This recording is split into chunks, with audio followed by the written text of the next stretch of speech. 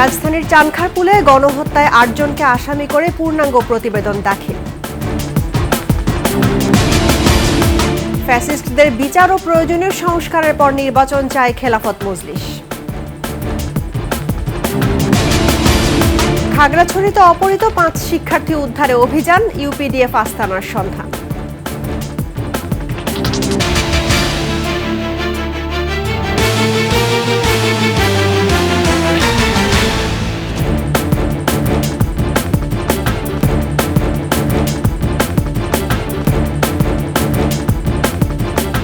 শুনছিলেন সংবাদ শিরোনাম। আমন্ত্রণ ২১ দুপুরের সংবাদে আপনাদের সঙ্গে আছি রাহনুমা রাহি। দর্শক, ২১ টেলিভিশনের সংবাদ একই সাথে সরাসরি দেখতে পাবেন আমাদের ফেসবুক পেজ www.facebook.com/2124 অনলাইনে। এছাড়া সাবস্ক্রাইব করতে পারেন www.youtube.com/21etv চ্যানেলে।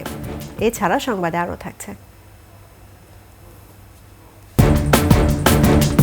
ভারতে স্থায়ীভাবে থাকতে পলাতক নেতাদের জালিয়াতি বানাচ্ছেন আধার কার্ড পরিচয়পত্র।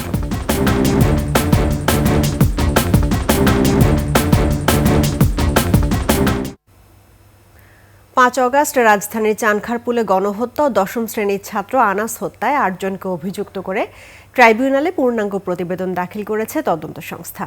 জুলাই আগস্ট গণহত্যায় এটিই প্রথম পূর্ণাঙ্গ প্রতিবেদন। সোমবার দুপুরে দাখিল করা এই তদন্ত প্রতিবেদনে ১৯টি ভিডিও, শেখ হাসিনার ২টি অডিও কল রেকর্ড, সাবেক ডিএমপি কমিশনার হাবিবুর রহমানের কল রেকর্ড সহ তথ্য উপাত্ত আছে বলে জানিয়েছেন চিফ প্রসিকিউটর।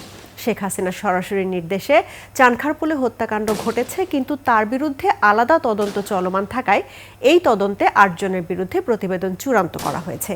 এই মামলায় পলাতক ৪ আসামিদের বিরুদ্ধেও ব্যবস্থা নেওয়া হবে বলে জানিয়েছেন চিফ প্রসিকিউটর।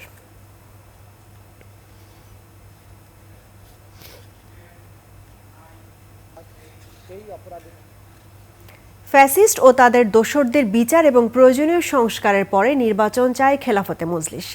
জাতীয় ঐকমত্য কমিশনের সাথে বৈঠক শেষে দলটির মহাসচিব মাওলানা জালালউদ্দিন আহমদ কথা জানান। সোমবার সকাল ১০টার দিকে দলটির সিনিয়র নায়েবে আমির মাওলানা ইউসুফ আশরাফের নেতৃত্বে ৩ সদস্যের প্রতিনিধি দল ঐকমত্য কমিশনে আসে।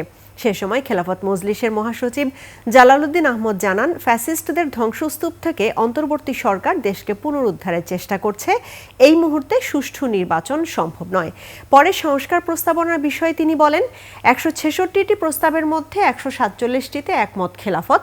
তবে বাংলাদেশকে প্রদেশে ভাগ করা এবং মেম্বারদের ভোটে চেয়ারম্যান নির্বাচনের বিষয়ে দ্বিমত প্রকাশের পাশাপাশি সংবিধানে আল্লাহর ওপর পূর্ণ বিশ্বাস ও আস্থা রাখার বিধান পুনর্বহালের দাবি করেছে খেলাফত মজলিস। আমাদের নির্বাচন বিষয় অবস্থা আমাদের দলের আমির এবং আমরা বারবারই ব্যক্ত করেছি। আমাদের স্পষ্ট কথা হলো যে ফ্যাসিস্ট সরকারের যারা দোষী এদের বিচার ব্যবস্থা এবং প্রয়োজনীয় সংস্কার, অর্থাৎ এই মুহূর্তে দ্রুত নির্বাচন করতে গেলে একটা সুষ্ঠু নির্বাচন করা সম্ভব নয়। কারণ সুষ্ঠু নির্বাচন করতে প্রশাসনের যেই ক্ষমতা দরকার, পুলিশ প্রশাসনের যেই সক্ষমতা দরকার, সেটা কিন্তু এখনও হয়ে ওঠে নাই। এজন্য আমাদের দলের পক্ষ থেকে দাবি হলো যে প্রয়োজনীয় সংস্কার এবং এই পতিতদের বিচার ব্যবস্থা দৃশ্যমান একটা অবস্থায় পৌঁছার পরে জাতীয় নির্বাচন করা।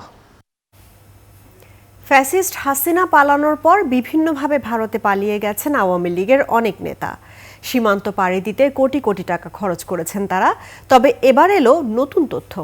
ভারতে স্থায়ী হতে জাল জালিয়াতি করে তারা বানিয়ে নিচ্ছেন পরিচয়পত্র ও আধার কার্ড। অবৈধ অনুপ্রবেশকারীদের জাল জালিয়াতির এসব তথ্য উঠে এসেছে হিন্দুস্তান টাইমস সহ ভারতের বিভিন্ন সংবাদ মাধ্যমে। আফসানা নীলা, ডেস্ক রিপোর্ট। ছাত্র জনতার অভ্যুত্থানের মধ্য দিয়ে রাজনৈতিক পালাবদলে এখন বিপাকে আওয়ামী লীগ। ১৫ বছরের স্বৈরাচারী শাসনের পতনের পর আত্মগোপনে চলে গেছেন দলটির শীর্ষ আর তৃণমূল অনেক নেতা। ভারতে আওয়ামী লীগের প্রায় ৪৫,০০০ নেতাকর্মী অবস্থান করছেন বলে জানিয়েছেন দিল্লির প্রেস ক্লাব অব ইন্ডিয়ার সভাপতি গৌতম লাহিড়ী। কলকাতার মাটিকে অভয়ারণ্য বানিয়েছেন অনেকেই। ভারতে বৈধভাবে বসবাসের জন্য তারা বেছে নিচ্ছেন অবৈধ পন্থা। জাল জালিয়াতি করে বানিয়ে নিচ্ছেন ভারতীয় জাতীয় পরিচয়পত্র, আধার কার্ড ও পাসপোর্ট।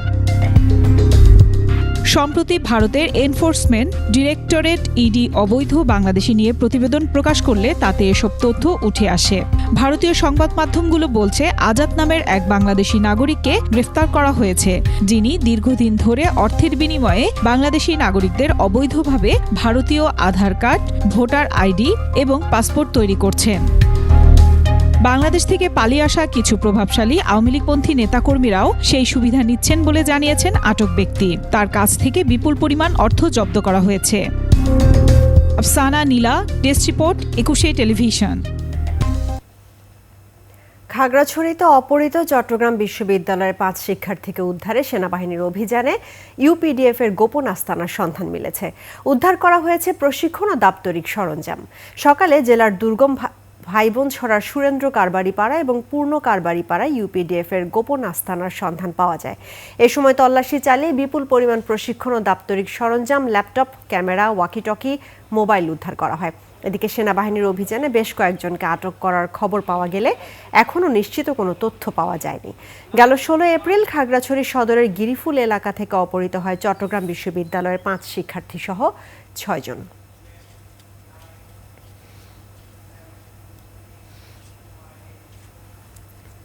সুনামগঞ্জ মেডিকেল কলেজ ও হাসপাতালের কার্যক্রম দ্রুত চালুর দাবিতে ক্লাস বর্জনের পাশাপাশি একাডেমিক ও প্রশাসনিক কার্যক্রম অনির্দিষ্টকালের জন্য শাটডাউন ঘোষণা করা হয়েছে।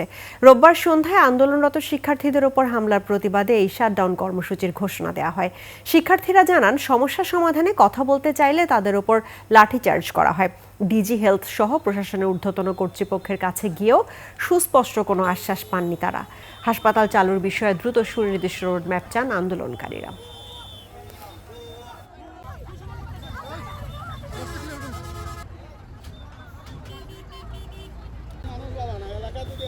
লন্ডনে এক আওয়ামী লীগ নেতার ছেলের বিয়েতে একসঙ্গে দেখা গেছে শেখ হাসিনার সাবেক 4 মন্ত্রী, প্রতিমন্ত্রীকে। যুক্তরাজ্য আওয়ামী লীগের সাধারণ সম্পাদক সৈয়দ সাজিদুর রহমান ফারুকের ছেলে ফাইয়াজ রহমানের বিয়ের অনুষ্ঠানে তাদের দেখা গেছে। লন্ডনের O2 এলাকার একটি হোটেলে ওই বিয়ের অনুষ্ঠানের আয়োজন করা হয়। লন্ডন থেকে পাঠানো শাহেদ শফিকের রিপোর্ট, জানাচ্ছেন আফসানা নীলা। ছাত্র জনতার গণ অভ্যুত্থানে আওয়ামী লীগ সরকার ক্ষমতাচ্যুত হলে দলটির মন্ত্রী, এমপিরা দেশ ছেড়ে পালিয়ে যান। পালিয়ে যাওয়ার কয়েক মাস পর থেকে বিভিন্ন দেশে প্রকাশ্যে আসতে থাকেন দলটির শীর্ষ নেতারা। ইতিমধ্যে যুক্তরাজ্যের লন্ডনে আওয়ামী লীগের বেশ কয়েকজন সাবেক মন্ত্রী, এমপি ও শীর্ষ নেতা প্রকাশ্যে এসেছেন। তারা সেখানে নানা অনুষ্ঠান ও দলীয় কর্মসূচিতে অংশও নিচ্ছেন। এবার বাংলাদেশ থেকে পালানো মন্ত্রী, এমপিরা যুক্তরাজ্য আওয়ামী লীগের সাধারণ সম্পাদক সৈয়দ সাজিদুর রহমানের ছেলের বিয়ের অনুষ্ঠানে যোগ দিয়েছেন। লন্ডনের O2 এরিনার প্রেস্টিজিয়াস ইন্টারকন্টিনেন্টাল হোটেলে বিয়ের অনুষ্ঠানে 20 এপ্রিল সন্ধ্যায় যোগ দেন আওয়ামী লীগ সরকারের সাবেক পররাষ্ট্রমন্ত্রী হাসান মাহমুদ, সাবেক মৎস্য ও প্রাণী সম্পদ মন্ত্রী আব্দুর রহমান, সাবেক প্রবাসী কল্যাণ প্রতিমন্ত্রী শফিকুর রহমান চৌধুরী, সাবেক নৌ পরিবহন প্রতিমন্ত্রী খালিদ মাহমুদ চৌধুরী ও সিলেট 3 আসনের সাবেক সংসদ সদস্য হাবিবুর রহমান হাবিব। বিয়ের অনুষ্ঠানে যোগ দেওয়া মন্ত্রী, এমপিরা বেশ হাসি খুশি ছিলেন। তারা বিয়েতে আসা নেতাকর্মীদের সঙ্গে কথা বলেন, অনেকের সঙ্গে ছবিও তোলেন। এর আগে পালিয়ে যাওয়া এসব এমপি মন্ত্রীদের কারো কারো রাজনৈতিক কর্মসূচিতে অংশ নেয়ার ও হোটেল রেস্তোরাঁয় আড্ডার ছবি সামাজিক যোগাযোগ মাধ্যমে ছড়িয়ে পড়েছিল। আফসানা নীলা, ডেস্ক রিপোর্ট, 21 টেলিভিশন। বাংলাদেশ রেলওয়ের হাসপাতালগুলো জনসাধারণের জন্য উন্মুক্ত করে দেওয়া হচ্ছে বলে জানিয়েছেন স্বাস্থ্য উপদেষ্টা নূরজাহান বেগম। সচিবালয়ে রেলওয়ে হাসপাতালগুলোর যৌথ ব্যবস্থাপনায় পরিচালনার লক্ষ্যে রেলপথ মন্ত্রণালয় ও স্বাস্থ্য সেবা বিভাগের মধ্যে সমঝোতা স্মারক সই হয়। এ সময় স্বাস্থ্য এবং রেলপথ মন্ত্রণালয়ের উপদেষ্টারা উপস্থিত ছিলেন। অনুষ্ঠানে স্বাস্থ্য উপদেষ্টা বলেন, রেলওয়ে হাসপাতালগুলোর অবকাঠামোগত উন্নয়নের পর সাধারণের জন্য উন্মুক্ত করে দেওয়া হবে। দেশে 8,000 ডাক্তারের সংকট রয়েছে উল্লেখ করে উপদেষ্টা জানান, 15 সেপ্টেম্বরের মধ্যে বিশেষ BCS এর মাধ্যমে 2000 ডাক্তার নিয়োগ দেওয়া হচ্ছে। 8,000-এর মধ্যে 2,000-এর ঘাটতি পূরণ হবে সেপ্টেম্বরের 15 তারিখের মধ্যে। কাজে এর মধ্যেও আমরা যেটা চেষ্টা করব, আপ্রাণ চেষ্টা করব, যাতে আমরা যে হাসপাতালগুলিকে আমাদের স্বাস্থ্য মন্ত্রণালয়ের মাধ্যমে পরিচালনা করার দায়িত্ব নিতে যাচ্ছি, সেগুলোতে যাতে ইমিডিয়েটলি কিছু কাজ করা যায়। তার জন্য করণীয় কী করতে হবে সেগুলো ওনারা যাবেন, গিয়ে ওনারা এগুলো পরিষ্কার করে জেনে আসবেন। ময়মনসিংহে বন্যায় ক্ষতিগ্রস্ত কৃষকদের সরকারি প্রণোদনার সবজি বীজ দেয়া নিয়ে দুর্নীতির অভিযোগ উঠেছে। বিএডিসির সবজি বীজ না দিয়ে প্রাইভেট কোম্পানির নিম্নমানের বীজ সরবরাহ করে 22 লক্ষ টাকা আত্মসাতের অভিযোগ উপজেলা কৃষি কর্মকর্তার বিরুদ্ধে। ময়মনসিংহ বিভাগীয় প্রতিনিধি আতাউর রহমান জুয়েলের তথ্যচিত্রের ডেস্ক রিপোর্ট। বন্যার ক্ষতি পোষাতে ধোবাউড়ায় 7,860 জন কৃষককে প্রণোদনার আওতায় জনপ্রতি 600 টাকা হিসেবে 8 ধরনের 12 প্যাকেট সবজি বীজ বিএডিসি থেকে কেনার জন্য বরাদ্দ হয় 47,16,000 টাকা। বিএডিসি থেকে সরবরাহ না করে নিম্নমানের বীজ কিনে কৃষকের মাঝে বিতরণ করা হয়। কৃষকরা জানান, বন্যায় ব্যাপক ক্ষতির পর প্রণোদনা পেয়ে লাভের আশায় সবজি চাষ করেন তারা। নিম্নমানের হওয়ায় বীজ গজায়নি। কোম্পানির হয়ে গেছে, বীজ জ্বালায় না, ফসল নষ্ট হয়ে গেছে। ভালো বীজ দেয় না, কারণ আমরা ফসল কি আমরা করাবো। এটা কৃষকের ক্ষতি করছে এবং জনগণেরও ক্ষতি করছে। তারা যে কাজটা করছে এটার যাতে সুন্দর সুষ্ঠু বিচার হয়। উপজেলা কৃষি কর্মকর্তা নাদিয়া ফেরদৌসি বীজ বাবদ 22 লাখ টাকা আত্মসাৎ করেছেন। তারাইকান্দি গ্রামের কৃষক কামরুল হাসান খান বিভিন্ন দপ্তরে অভিযোগ করে বিচার চেয়েছেন। বন্যা কবলিত এলাকা, ওই এলাকায় যে কৃষক আছে একমাত্র হেতিমের মাল যে মাহিরা খাবো, আমি চাই এই অফারে যদি আমার আব্বাও করে দেয় তো ওনার শাস্তি হোক, যেই হোক, যে অফিসারই হোক। উপজেলা কৃষি কর্মকর্তা বীজ সরবরাহ করে ইস্পাহানি এগ্রো কোম্পানির নামে চেক না দিয়ে 5 ফেব্রুয়ারি আকাশ কুমার নামে এক ব্যক্তির নামে 47,01,600 টাকার চেক দেন। ওই ব্যক্তি সোনালী ব্যাংক থেকে টাকা উত্তোলন করে কোম্পানিকে 25,93,000 টাকা চালানে পরিশোধ করেন। তবে অভিযোগ অস্বীকার করেন কৃষি কর্মকর্তা। অনিয়ম হয়ে থাকলে এটা তো ডিপার্টমেন্ট আমাকে দেখবে, আর আমি সম্পূর্ণ নতুন এখানে, আমার জানার মতে কোনো অনিয়ম বা দুর্নীতি হয়নি। এ ঘটনায় উপজেলা কৃষি কর্মকর্তাকে কারণ দর্শানোর নোটিশ দিয়েছে উপজেলা প্রশাসন। ইতোমধ্যেই তাকে একটি কারণ দর্শানোর নোটিশ দিয়েছি, দেখা যাক উনি কি জবাব দেন। আর এটা আসলেই খুব অনভিপ্রেত। এ ধরনের কেউ যদি বিধি বহির্ভূত ঘটনা ঘটান তাহলে তার বিরুদ্ধে যে ধরনের ব্যবস্থা নেওয়া প্রয়োজন সেটা আমরা নিশ্চয়ই নেওয়ার চেষ্টা করব। তদন্ত করে বিচার দাবি করেছেন ক্ষতিগ্রস্ত কৃষকরা। সমর ইসলাম, ডেস্ক রিপোর্ট, 21 টেলিভিশন। রাজধানীতে কালবৈশাখী ঝড়ে পড়ে যায় বড় গাছ, উপড়েও পড়ে অনেক গাছ। তাতে ক্ষয়ক্ষতি ছাড়াও প্রাণহানির ঘটনা ঘটে। এই গাছগুলো কেন ভেঙে পড়ে, কেন উপড়ে যায়, করণীয়ই বাকি। বিশ্লেষকদের সাথে কথা বলে বিস্তারিত জানাচ্ছেন মফিউর রহমান। জরিপ অনুযায়ী ঢাকার 2 সিটিতে রয়েছে প্রায় 24.5 লাখ গাছ, আর জনসংখ্যা 2 কোটির বেশি। একজন মানুষের জন্য গাছ থাকার কথা 7টি, অথচ এই সিটিতে 7 জন মানুষের জন্য রয়েছে একটি গাছ। সেই গাছও আবার থাকে না। এই তিলোত্তমা নগরীতে কালবৈশাখী ঝড়ে ভাঙে গাছপালা, ফুটপাত, সড়ক দ্বীপ, সড়ক বিভাজনী, খোলা জায়গা সহ বিভিন্ন স্থানে গাছ পড়ে ঘটে নানা দুর্ঘটনা। গেল বছর শুধু কালবৈশাখী ঝড়ের মৌসুমে 2 সিটিতে প্রায় 1000-এর মতো গাছ ভেঙে পড়ে। উদ্ভিদ বিজ্ঞানী জানান, যে গাছগুলো ঝড়ে ভেঙে পড়েছে তার বেশিরভাগই বিদেশি। বৃক্ষরোপণের সময় আবহাওয়া উপযোগী গাছ নির্বাচন না করা, উদ্ভিদ, মৃত্তিকা, পরিবেশ ও বন্যপ্রাণী বিশেষজ্ঞদের পরামর্শ ছাড়া বৃক্ষরোপণ করাকেই মূল সমস্যা হিসেবে দেখছেন তিনি। গাছ সিলেকশনের সমস্যা এবং প্লেস সিলেকশনের সমস্যা। আপনি এখানে কোনোভাবে বিদেশি গাছ লাগানো ঠিক হবে না, কারণ আপনার দেশে আপনার গাছ লাগাতে হবে, কারণ আপনার ভূমিটা আপনার গাছের জন্য সুইটেবল।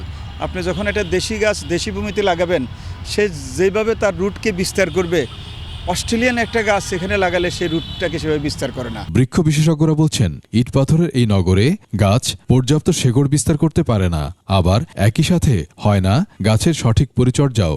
যখন একটা গাছ পর্যাপ্ত শেকড় পাচ্ছে না, তখন আসলে সে তার পুরো ভারটাও কিন্তু বহন করতে পারছে না। এর ফলে যখন সেই গাছটিকে আমরা ছেড়ে না দিচ্ছি, যত্ন না করছি, সময় মতো ট্রিমিং না করছি, ট্রেনিং না করছি, তখন কিন্তু সে তার বাতাসের লোডটা নিতে পারছে না। যখন একটু জোরে বাতাস হচ্ছে তখন সেই গাছটা ভেঙে পড়ছে। আবহাওয়া অধিদপ্তরের তথ্য মতে গেল বছর কালবৈশাখী ঝড়ের গতিবেগ ছিল ঘন্টায় 45 থেকে 60 কিলোমিটারের মধ্যে। এতে ঢাকা সহ সারা দেশে বেশি ভেঙেছে দেবদারু, কৃষ্ণচূড়া, মেহগনি, রেন্ট্রি, গগনশিরীষ, ইউক্যালিপটাস, আকাশমণি, ইপিলিপিল সহ আরও কিছু প্রজাতির গাছ। বৃক্ষরোপণের সময় আবহাওয়া, প্রজাতি ও স্থান নির্বাচনে গুরুত্ব দিলে ঝড়ে গাছ ভাঙার পরিমাণ কমে আসবে বলেও মনে করেন বিশেষজ্ঞরা। মফিউর রহমান, একুশে টেলিভিশন, ঢাকা। আর এরই সঙ্গে শেষ করছি দুপুরের 21 সংবাদ। তবে যাবার আগে সংবাদ শিরোনামগুলো জানাবো আরও একবার। রাজধানীর চানখারপুলে গণহত্যায় ৮ জনকে আসামি করে পূর্ণাঙ্গ প্রতিবেদন দাখিল। ফ্যাসিস্টদের বিচার ও প্রয়োজনীয় সংস্কারের পর নির্বাচন চায় খেলাফত মজলিস। খাগড়াছড়িতে অপহৃত 5 শিক্ষার্থী উদ্ধারে অভিযান, ইউপিডিএফ আস্তানার সন্ধান।